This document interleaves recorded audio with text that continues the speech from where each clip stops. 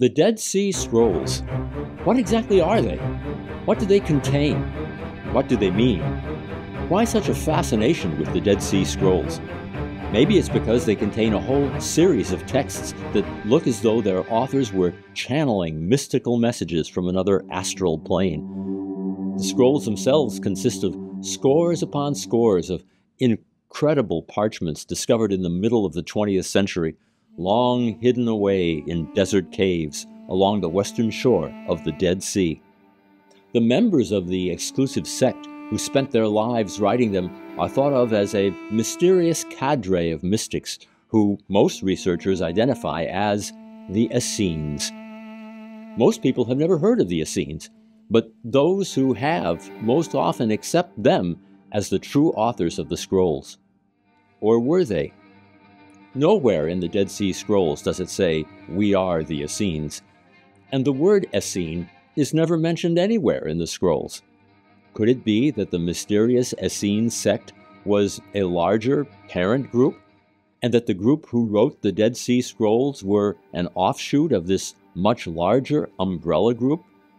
A group which gave birth to multiple ancient Judean sects, including, among others, the early Nazarenes, who came to be called Christians. Who then were the Essenes? What can we learn about them? And what can we learn from them?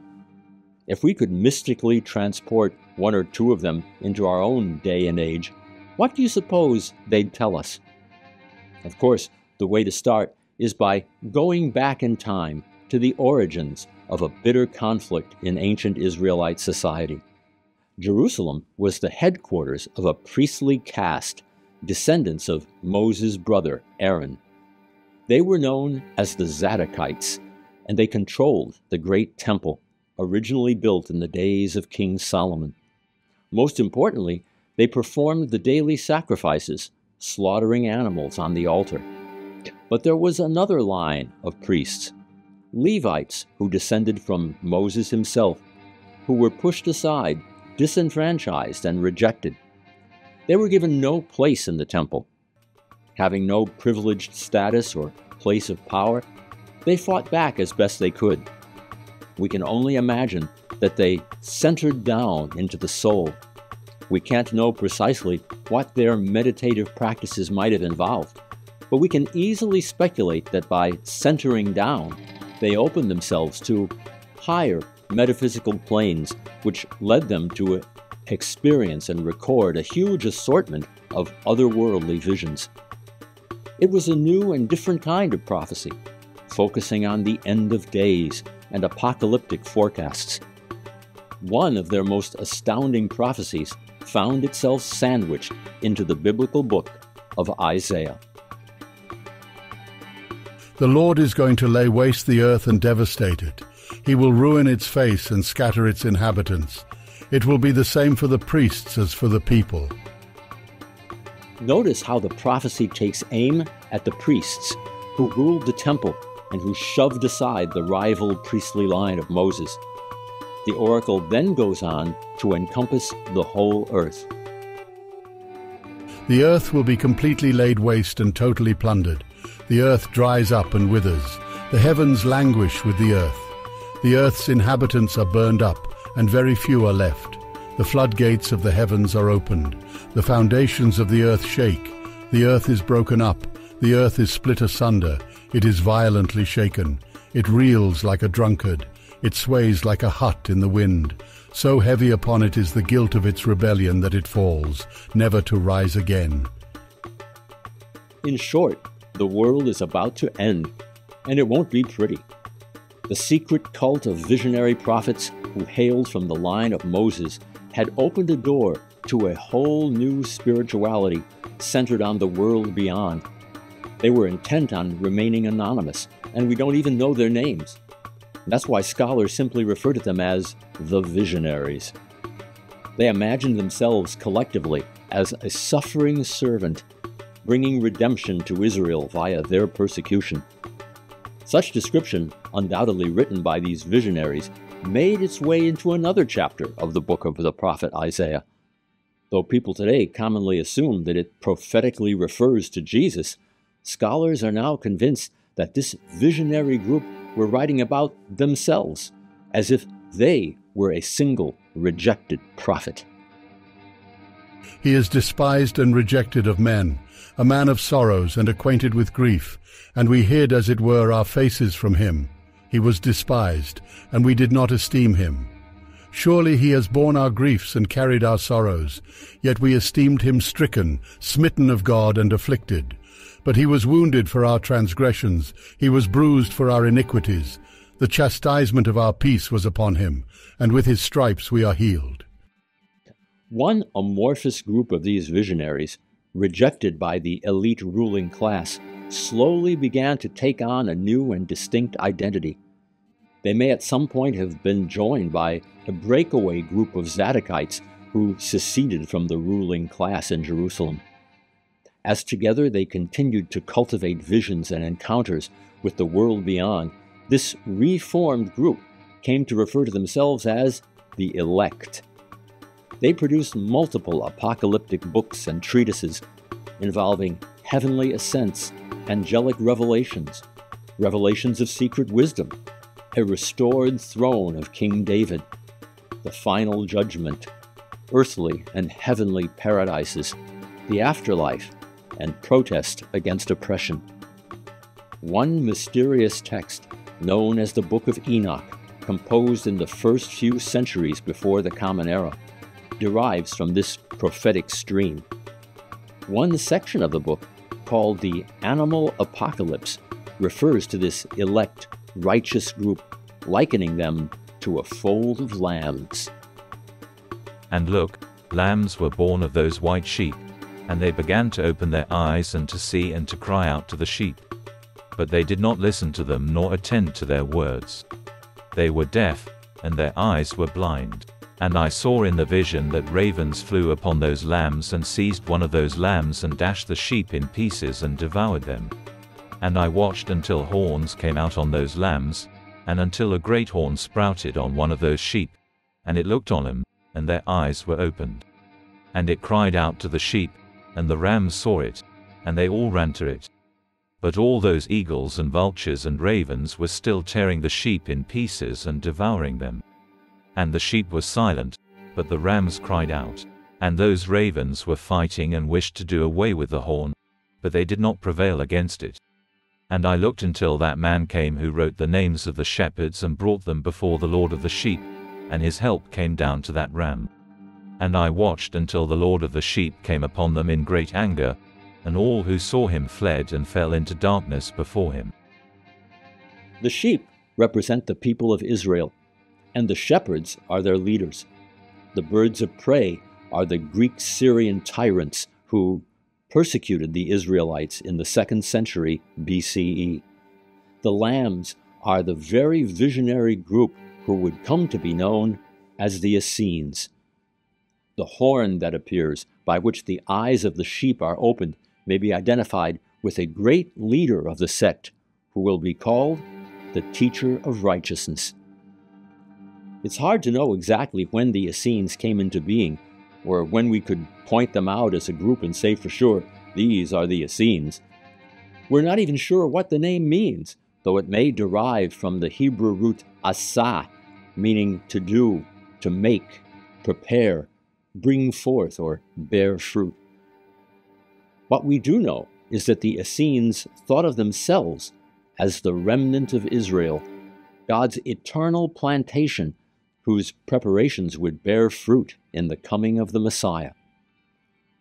They never explained what kind of mystical or metaphysical practices they were engaging in, so we can only guess. They likely practiced deep meditation, perhaps focusing on the 4-letter divine name of God, YHWH. Even today, we can only guess what it sounded like. Most scholars assume that it was pronounced Yahweh. In any case, it's not a stretch to find parallels with other prophetic cults across the ancient world, such as the Oracle at Delphi. It's even been suggested, for example, that these early Essenes may have been ingesting certain visionary plants in order to perceive the mind of God. Some serious scholarship has pointed to specific mushroom extracts known to produce altered states of consciousness. Of course, we can't prove that the ancients ingested such mushrooms, but across history and in many cultures, psychoactive agents have been employed, changing the function of the nervous system and resulting in alterations of perception, mood, cognition, and behavior. These substances have been used medically as well as for spiritual reasons by altering one's consciousness for ritual, shamanic, or other purposes. There must have been small cell groups in which the Essenes cultivated their meditative practices and through which they developed their own take on the meaning of life. The ancient Jewish historian Josephus wrote a good deal about them and their disciplines, and even joined one such shamanic hermit, who may have been a member of the sect. When I was about 16 years old, I had a mind to investigate several sects that were among us. The first is that of the Pharisees, the second being the Sadducees, and the third being the Essenes. I thought that I might choose the best if I were acquainted with them all.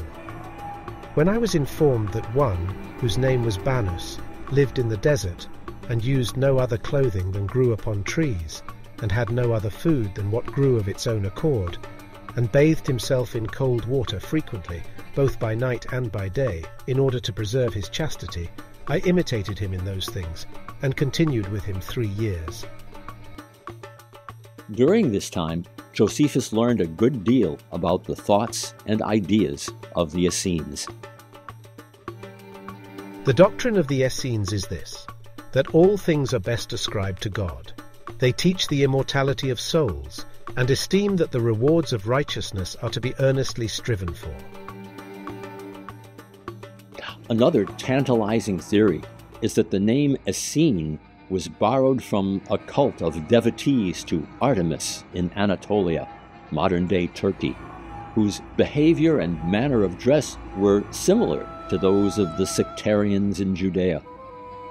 The Essenes, of course, are associated with the scrolls they are said to have written, laden with mysterious, mystical messages, and we immediately think of the ancient settlement nestled along the western shore of the Dead Sea, which came to be called Qumran.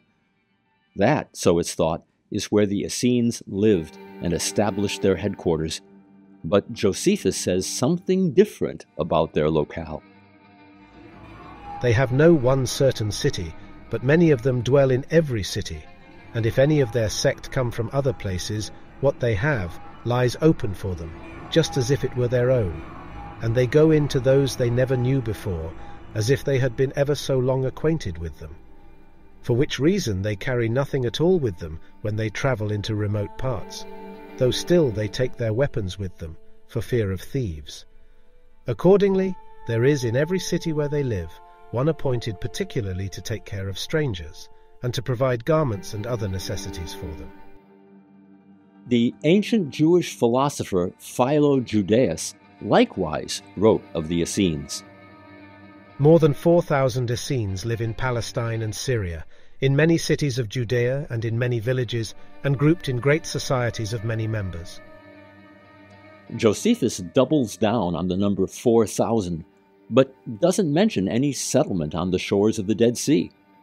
He says the Essenes settled not in one city, but in large numbers in every town.